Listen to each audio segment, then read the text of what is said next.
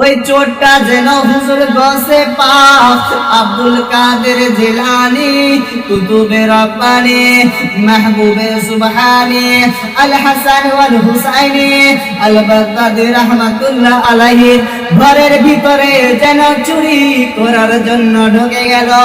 এইদিকে রাতের অন্ধকারে আপনার আমার হুজুর গসে পাক যেন রাতের অন্ধকারে উঠে গেলেন আল্লাহর ইবাদত করার জন্য, আল্লাহকে রাজি করার জন্য।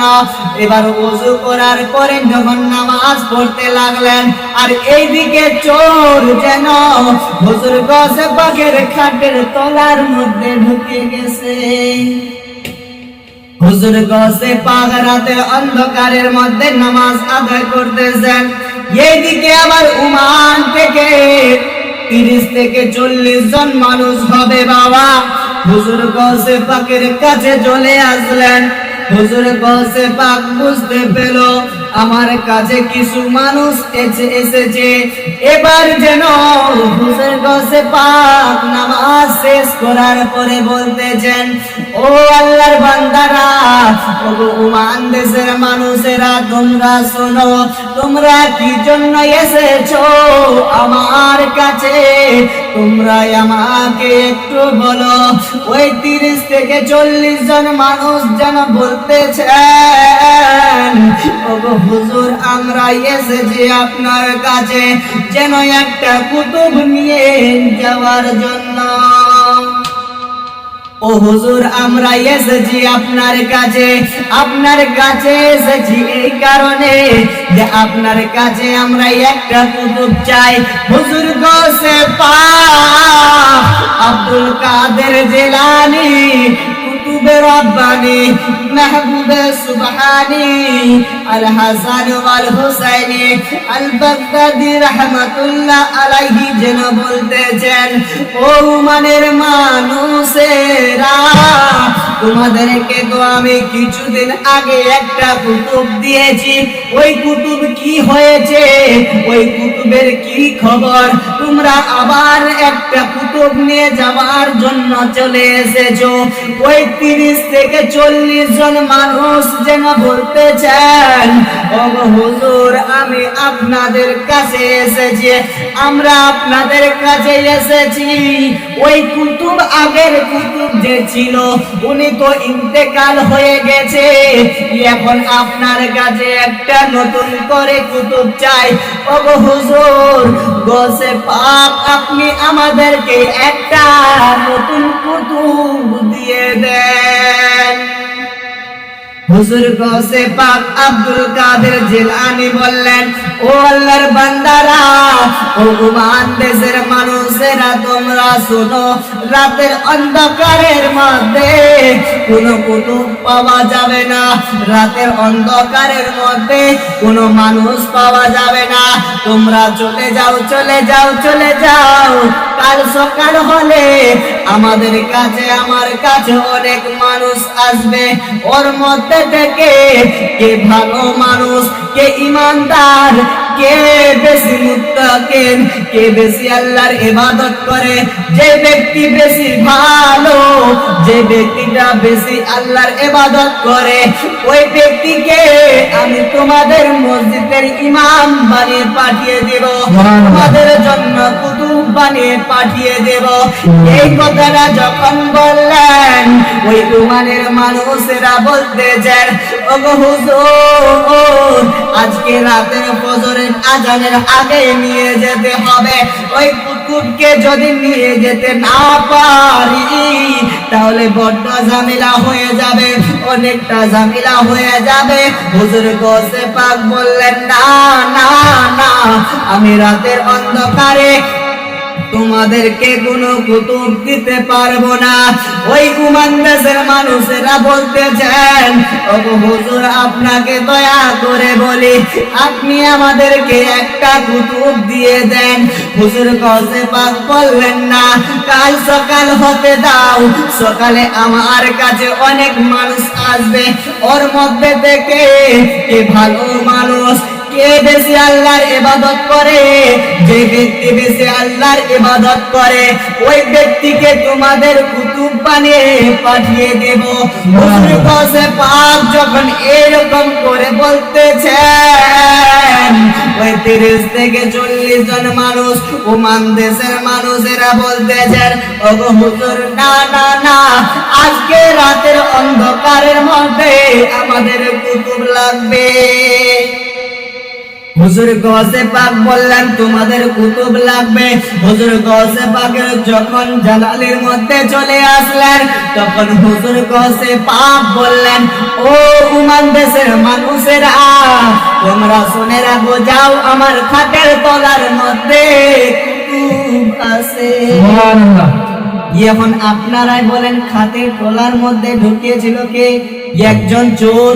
আর হুজুর গৌসে পাক আল্লাহর ওয়ালি, ওলিদের ওয়ালি, হুজুর গৌসে পাক আব্দুল কাদের জিলানী, কুতুবে রব্বানী, মাহবুবে সুবহানী, আল হাসান ওয়াল হুসাইনী আল বাগদাদি রাহমাতুল্লাহ আলাইহি যেন বলতেছেন, যাও, আমার খাটের তলার মধ্যে একটা কুতুব রয়েছে। এবার যখন গেল, আর চোর তো বুঝে ফেলেছে আমার কথাই বলতেছে।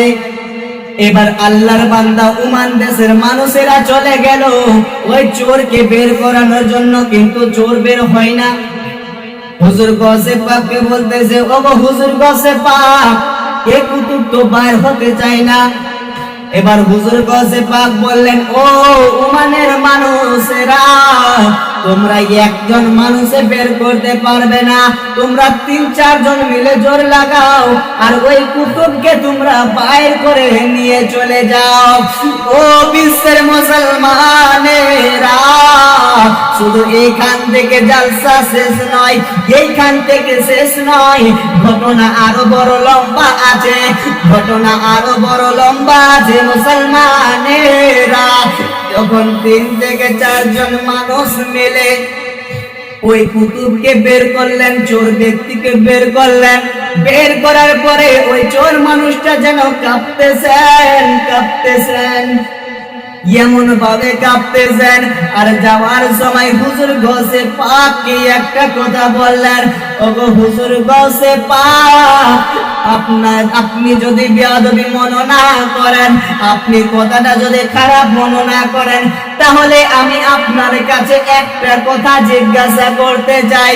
ওগো হুজুর, আপনি আমাকে একটু দয়া করে বলেন, আমার হুজুর গৌসে পাক কেমন আল্লাহর ওয়ালি ছিলেন? হুজুর গৌসে পাক বললেন, ও আল্লাহর বান্দা, তুমি বলো, তুমি কি কথা জানতে চাও? এবার কিন্তু ওই চোর মানুষটি মনে করেছিল কুতুব মানে মনে হয় ফাঁসি, কুতুব মানে মনে হয় ফাঁসি।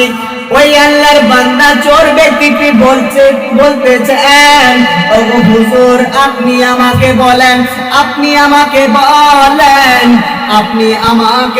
হুজুর গো, কুতুব মানে কি? ফাঁসি না, কুতুব মানে হলো আল্লাহর ওয়ালি। যখনই এই কথাটা বললেন, এবার ওই আল্লাহর বান্দাকে নিয়ে চলে যাচ্ছেন উমান দেশের মানুষেরা। এবার যেন ওই আল্লাহর বান্দা হুজুর গৌসে পাককে বলতেছেন, ওগো হুজুর গৌসে পাক, আপনি তো আমাকে কুতুব বানিয়ে দিয়েছেন, আপনি তো আমাকে মসজিদের ইমাম বানিয়ে দিয়েছেন, আপনি তো আমাকে মসজিদের খতিব বানিয়ে দিয়েছেন।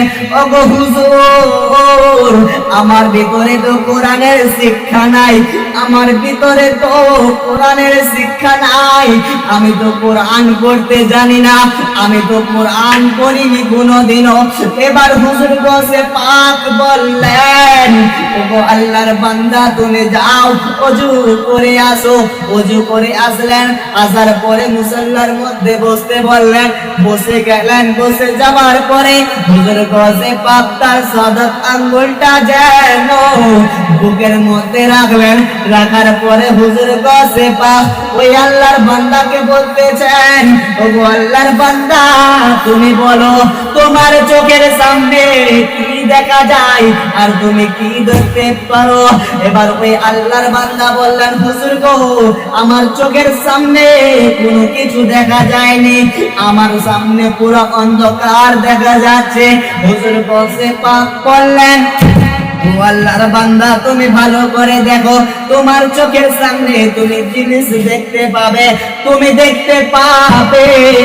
এবার যখন এই কথাটা বললেন ওই আল্লাহর বান্দা চোখ বন্ধ করে বলতেছেন, ওগো হুজুর খোদার কসম খেয়ে বলি ওই কোরআনের শিক্ষা যেন আমার বুকের ভিতরে চলে এসেছে।